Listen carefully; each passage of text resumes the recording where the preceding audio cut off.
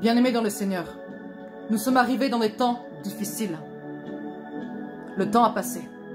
Il y a des prophéties que je n'ai pas relâchées. Cependant, aujourd'hui, c'est ce message-là et pas un autre que le Seigneur a mis dans mon cœur.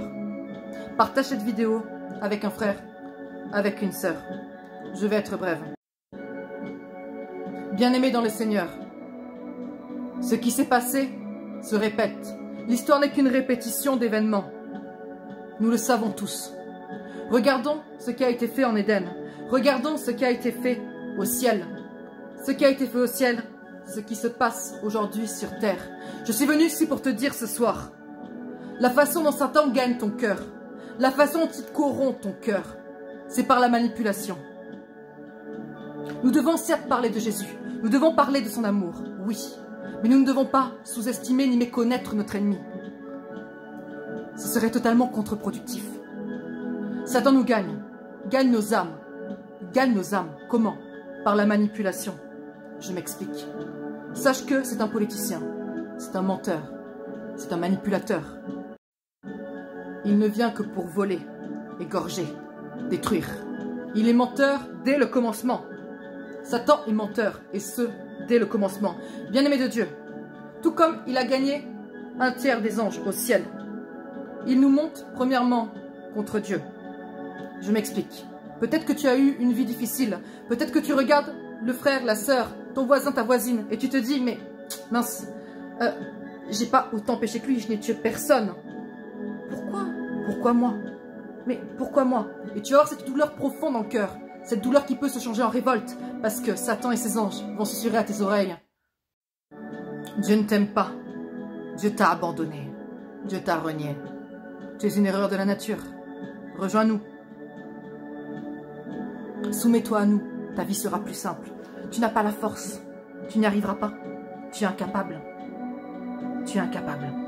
Et après, une fois que ton cœur sera monté vers Dieu, une fois que tu seras retombé dans ton vomi, retourné dans ton péché, ce sera le premier à venir pleurer devant la face de Dieu, à venir t'accuser, à venir dire, regarde ton enfant, regarde celui qui s'est repenti, celui ou celle qui t'a proclamé comme Seigneur et Seigneur, Seigneur et Sauveur. Regarde ton enfant, regarde ce qu'il fait. Il est écrit, il est écrit, il est écrit. Il prendra la parole de Dieu pour te condamner. Satan est un légaliste. Quand il est venu à Jésus dans le désert, il ne l'a pas attaqué en prononçant ces paroles qui venaient de lui-même, mais il a détourné la parole de Dieu, il a détourné l'écriture afin d'attaquer Jésus. Amen. Vous savez, il y a un certain type de personnes, quand vous les côtoyez, quand vous vivez avec, qui vont vous pousser à bout pendant des mois, du harcèlement, des insultes, des menaces, du mépris.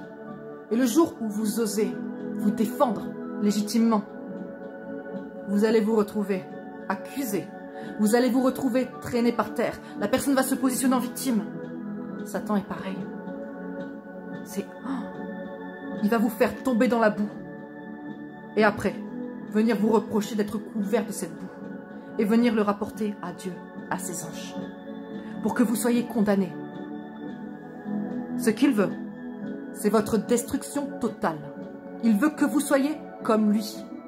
Il veut que vous soyez encore plus misérable, plus malheureux que lui. Et laissez-moi vous dire que vous soumettre n'est pas une option. Vous soumettre à lui n'est pas une option.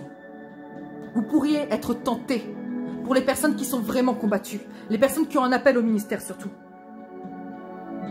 Ne faites pas cette erreur. Ne faites pas cette erreur. Vous pourriez être tenté de retourner dans le monde. Vous avez passé un petit temps avec le Seigneur. Un petit temps. Vous voyez que c'est trop dur. Vous avez trop de persécutions. Dans le péché, votre vie était tellement plus simple. Les gens vous aimaient. Vous avez des amis. Vous aviez un bon travail. Ça se passait plutôt bien. Vous étiez heureux. Vous étiez dans une sorte de confort. Une sorte de confort. Malgré tout, même si vous souffriez, c'était confortable. Ça allait. Et puis quand vous vous dressez dans la prière, quand vous vous dressez dans le jeûne, quand vous prenez une vie de sanctification, rien ne va plus. Vous vous demandez même si, est-ce que c'est le bon chemin? Est-ce que si vraiment, on m'a dit que Jésus sauve, on m'a dit que Jésus est Dieu, on m'a dit que je serais délivré, que je serais béni, que ma famille ça irait mieux, que tout irait mieux, que je trouverais le mariage, l'enfantement. Mais rien. Le désert, la solitude. Mais Jésus, quand il a été baptisé de l'Esprit, c'est au désert qu'il a été envoyé pour y être tenté. Il n'est pas monté au ciel de suite. Amen. Garde courage, parce que même si tu collabores avec l'ennemi, même si tu es tenté de ne plus le déranger par tes prières, par ne pas reprendre ton appel, tu vas le payer un jour ou l'autre. Parce que lui, il ne va cesser de t'accuser devant le trône de Dieu. Tu vas tomber dans le péché, tu vas t'éteindre, tu vas éteindre ta lumière, tu vas éteindre ton feu. Et tu vas finir, malheureusement, par dévier totalement de ton appel. Les âmes que Dieu voulait bénir par ton canal, les âmes que Dieu voulait amener à la repentance par ton canal, qui va les garder?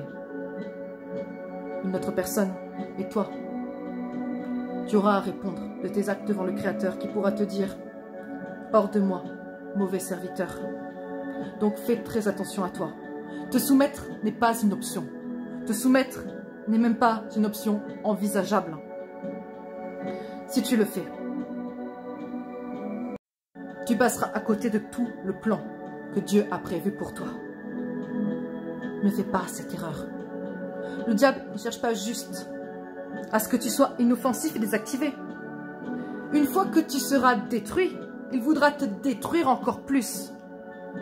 Il n'y a pas de miséricorde en lui, pas d'amour, pas de pardon,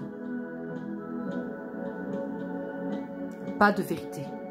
Et je tiens à dire, quand vous faites des délivrances, évitez de laisser la parole au diable, parce que il ne peut pas vous dire la vérité. Un démon ne pourra pas vous enseigner des choses, donc évitez de faire trop parler. Et je tenais à vous dire, arrêtons avec cette fausse doctrine qui fait des dégâts terribles sur les âmes, qui fait des dégâts terribles dans la vie de personnes qui veulent se convertir et se repentir sincèrement, qui font des dégâts terribles dans la vie de personnes qui ont un appel authentique avec le Seigneur. De dire qu'un chrétien qui s'est repenti, qui est né de nouveau, qui a le Saint-Esprit, ne peut pas être oppressé, attaqué par des démons ou des sorciers, c'est totalement faux. Si vous dites ça à vos brebis, si vous dites ça à vos fidèles, dès qu'ils auront une oppression démoniaque, dès qu'ils auront des rêves impurs, ils vont totalement apostasier, se détourner de la foi. Parce qu'ils ne vont pas se sentir enfants de Dieu. Ils ne vont pas comprendre pourquoi ça leur arrive à eux. Est-ce qu'ils sont vraiment enfants du diable? Est-ce que ça ne devrait même pas arriver? On leur a dit que s'ils étaient enfants de Dieu, il n'y a plus de combat, il n'y a plus rien. Alléluia, on est sauvés, on va au ciel, tout est beau, tout rose, il n'y a plus de combat. C'est faux, c'est faux, c'est faux. Quand on vous dit, ah, tel homme de Dieu vous dit qu'il a des combats, c'est qu'il n'est pas de Dieu, mais c'est faux. Jésus, il a rencontré Satan au début dans le désert. Après, les anges sont venus et l'ont servi, mais la première personne qu'il a rencontrée, c'est Satan. Il faut arrêter avec cette doctrine démoniaque. Quand on dit qu'un serviteur de Dieu, qu'une servante de Dieu, ou qu'un chrétien, une chrétienne ne peut pas avoir de possession ou d'esprit impur en lui, je suis navré. Il faut que vous relisiez vos Bibles. Paul lui-même a un agent de Satan dans sa chair, afin qu'il ne puisse pas être rempli d'orgueil. Dieu a jugé bon. Il a jugé bon de ne pas délivrer totalement Paul de l'oppression. Il a jugé bon de ne pas guérir totalement Paul. Parce qu'il savait que son serviteur aurait de l'orgueil si jamais il le délivrait totalement. L'apôtre Paul, qui a fait des œuvres énormes, dont les mouchoirs pouvaient guérir des malades, avait un ange de Satan dans sa chair.